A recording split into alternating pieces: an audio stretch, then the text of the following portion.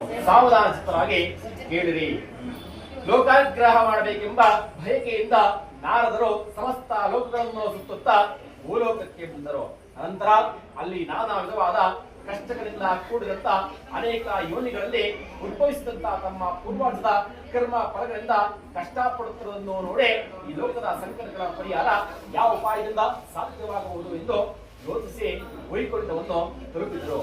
ಅಲ್ಲಿ ಶುಭ್ರ ಉಣ್ಣ ಉಳ್ಳವನಾಗಿಯೂ ನಾಲ್ಕು ತೋಳು ಉಳ್ಳವನಾಗಿಯೂ ಇರುವ ಕಮಲಾಪತಿಯನ್ನು ಕಂಡು ಎಲೆ ಅನಂತವಾದ ಪರಾಕ್ರಮವುಳ್ಳಂತ ವಾಗ್ಮನಸ್ಸುಗಳಿಗೆ ಅಗೋಚರವಾದಂತ ಆಕಾರವುಳ್ಳಂತ ಆತಿಯೋ ಮಧ್ಯೋ ಕೊನೆಯಿಲ್ಲದಂತ ಗುಣಸ್ವರೂಪನಾದಂತ ಸಕಲ ಭೂತಗಳಿಗೂ ಮೊದಲೇ ಆದಂತ ಭಕ್ತರ ಸಂಕಟವನ್ನು ಓಡ್ಕಂತ ಸ್ವಾಮಿಯೇ ನಮಸ್ಕಾರವೆಂದರು.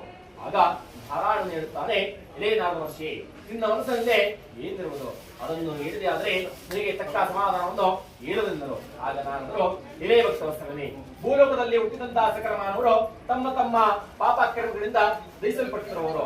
ಸುಲಭದಲ್ಲಿ ಅವರ ಪರಿಹಾರವಾಗುವ ಬಗೆಯನ್ನು ಹೇಳಬೇಕೆಂದು ತಿಳಿಸಿದರು. ಆಗ ಭಗವಂತನು, ನಾರದ, ಪ್ರಪಂಚಾನುಕಾಂಕ್ಷೆಯನ್ನು ನೀನು ಚೆನ್ನಾಗಿ ಕೇಳಿದೆ.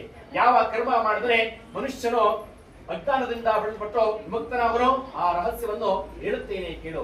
ಸ್ವರ್ಗ ಮೃತ್ಯ ಲೋಕದಲ್ಲಿ ದುರ್ಲಭವಾದ ಅತಿ ಪುಣ್ಯಕರವಾದ ಒಂದು ವ್ರತವುಂಟು. ಇಲ್ಲಿ ಮಗುವೆ, ನನ್ನರಿಗೆ ನಿನ್ನಲ್ಲಿರುವ ವಾತ್ಸಲ್ಯದಿಂದ ಈಗ ಅದನ್ನು ತಿಳಿಸುತ್ತೇನೆ.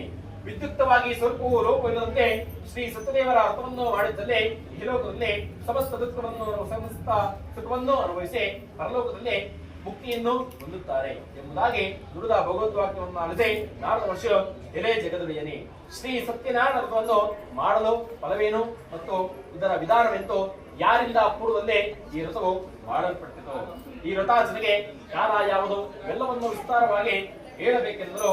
ಆಗ ನಾರದರಿಗೆ ಭಗವಂತನೇ ಹೇಳುತ್ತಾನೆ, ಈ ವ್ರತವು ದುಃಖ ಶೋಕಾದಿಗಳನ್ನು ಪರಿಹರಿಸುವುದು, ಧನ ಧಾನ್ಯಗಳನ್ನು ಸಮೃದ್ಧಿ ಪಡುವುದು, ಸಕಲ ಸೌಭಾಗ್ಯ ಸಂತಾನವನ್ನು ಉಂಟು ಮಾಡುವುದು, ಎಲ್ಲಾ ಕಡೆಯಲ್ಲೂ ಜೀವವನ್ನು ಉಂಟು ಮಾಡುವುದು.